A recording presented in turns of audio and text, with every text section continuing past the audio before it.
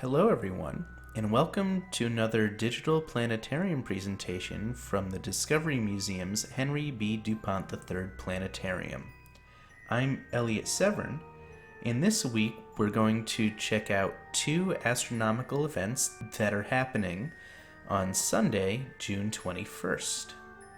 It's going to be the day of the Summer Solstice, and on the same day, there's going to be an annular solar eclipse.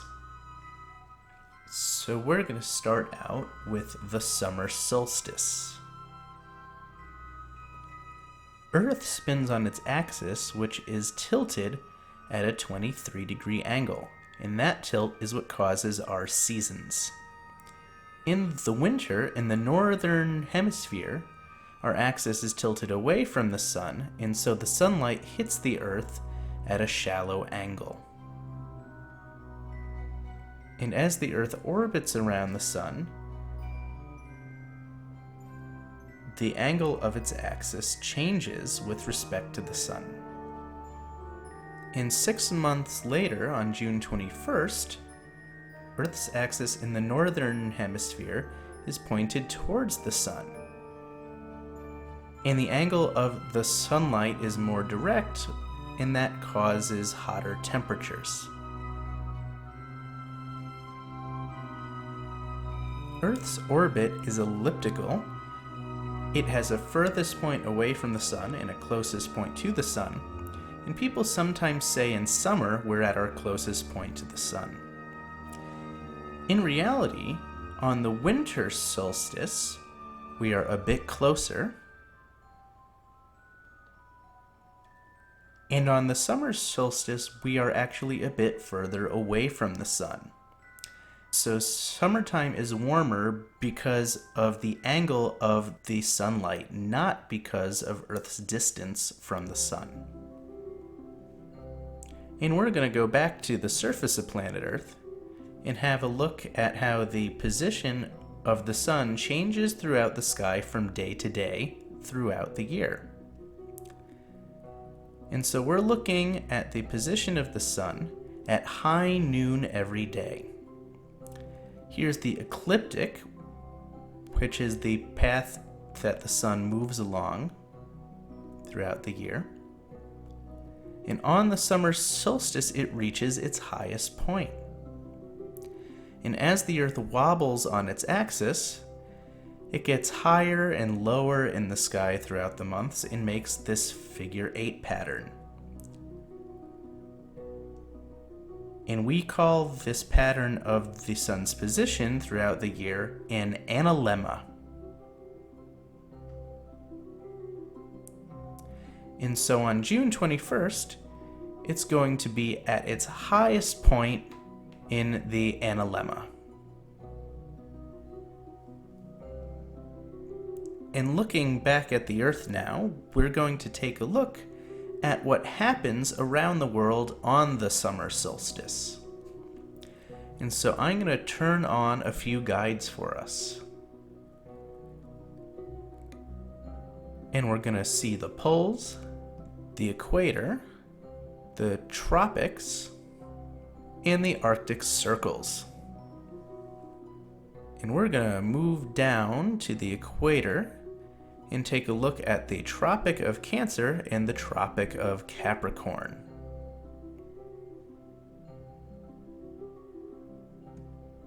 And so here we have the equator in the middle, it's the yellow line. Above it is the Tropic of Cancer, which is about 23 degrees above the equator, and the Tropic of Capricorn, which is about 23 degrees below. At the Tropic of Cancer, which is north of the equator, on the summer solstice, the sun reaches straight overhead at high noon. It's the northernmost point on the Earth where the sun ever reaches the zenith, or straight above you. At the Tropic of Capricorn, the sun reaches straight overhead at noon on the winter solstice. In the southern hemisphere, they experience summer climates during our winter. And now we're going to head north and check out the Arctic Circle.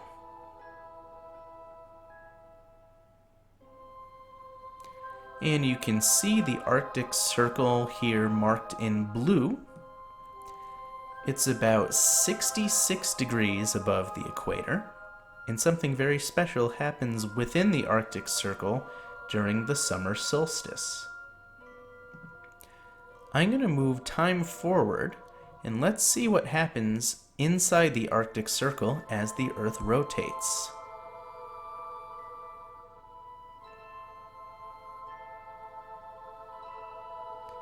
And so we can see the light of day.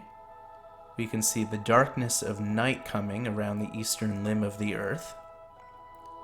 But look at what's happening in the Arctic Circle. Its edges are just being grazed by the Earth's terminator where the light meets the dark, but it's never actually getting dark inside the Arctic Circle. And so during the summer solstice, if you live in the Arctic Circle, it never gets dark out. And so let's go to one of those places in the Arctic Circle and see what that looks like. And we're going to take a little trip now over to the city of Tromsø, Norway.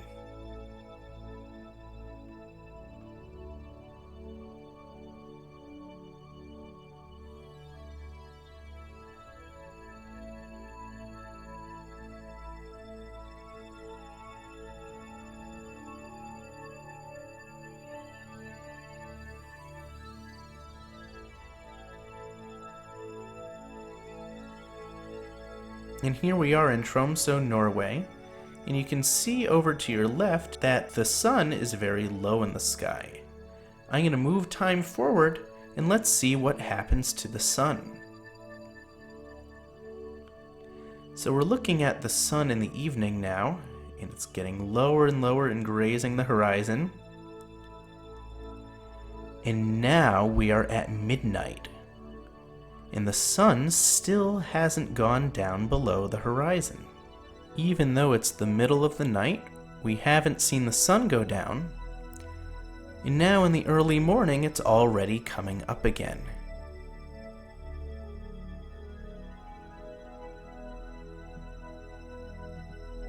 And so anywhere above the Arctic Circle at this time of year, it's eternal daylight. It never gets dark outside. And it just so happens, on the same day as the summer solstice, there is going to be a solar eclipse this year. A solar eclipse occurs when the moon passes in between the Earth and the sun. However, its orbit is inclined by about 5 degrees, and so usually it passes a little bit below the sun or a little bit above it.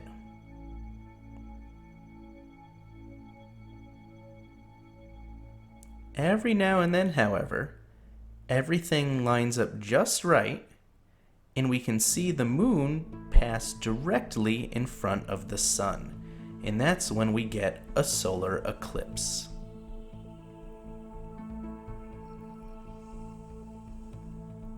There are 3 types of solar eclipses that you can see. A partial eclipse is the most common, and it's when only a piece of the moon covers up the disk of the sun. In order to see a partial eclipse, you can be anywhere within the moon's shadow. You can't stare directly at the sun because some of its light is still shining through, and it can damage your eyes or even blind you. And so you need special equipment to observe a partial eclipse. If you're right in the center track of the moon's shadow, there are 2 types of eclipses you can see depending on how far away the moon is at the time. If the moon is close enough, its disk is large enough to completely cover up the sun, and you get a total solar eclipse. You can see the sun's corona, It gets dark during the day, and you can even see the planets and some of the brighter stars in the sky during midday. If the moon is too far away, though, it creates an annular eclipse, also known as a ring of fire. In an annular eclipse, the disk of the moon is a bit smaller than the disk of the sun in the sky, and so a thin ring of sunlight shines around the disk of the moon. And it looks something like this, a phenomenon known as the ring of fire. Now, as with a partial eclipse, it's not safe to look directly at an annular eclipse. You need eye protection. The annular eclipse on Sunday is going to be visible from Africa and Asia. And here's a map of where the eclipse will be visible. The point of the greatest eclipse is going to occur right on the border between India, Nepal, and China in the Himalaya mountains.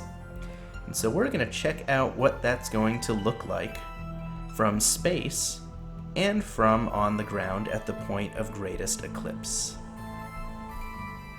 Alright, so here we are about 50,000 miles above India on Sunday morning, and we're going to move time forward and watch the moon's shadow as it passes over the planet Earth.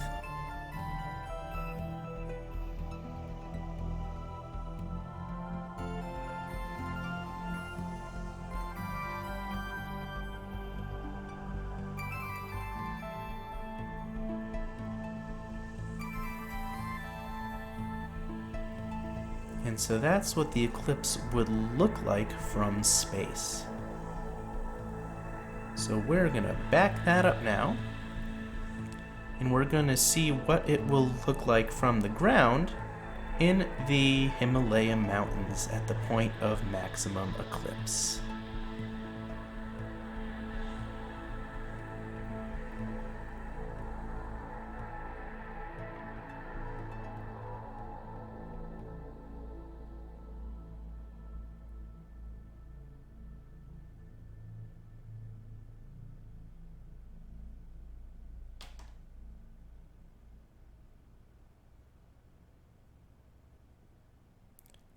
So here we are in the Himalayas, and you can see the beautiful mountains around us.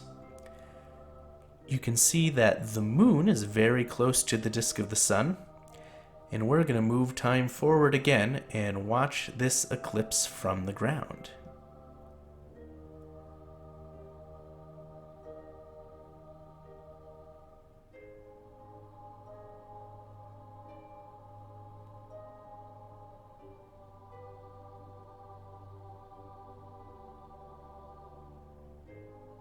And you could see it got a little bit darker, but it won't get as dark as it would during a total solar eclipse.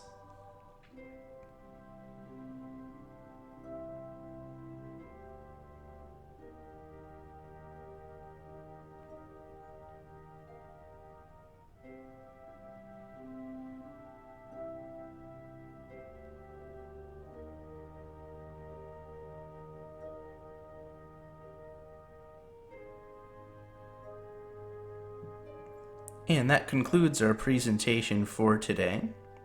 Although this eclipse will not be visible from North America, it will be available for live streaming online, so be sure to check that out on Sunday. Everybody have a great week and clear skies.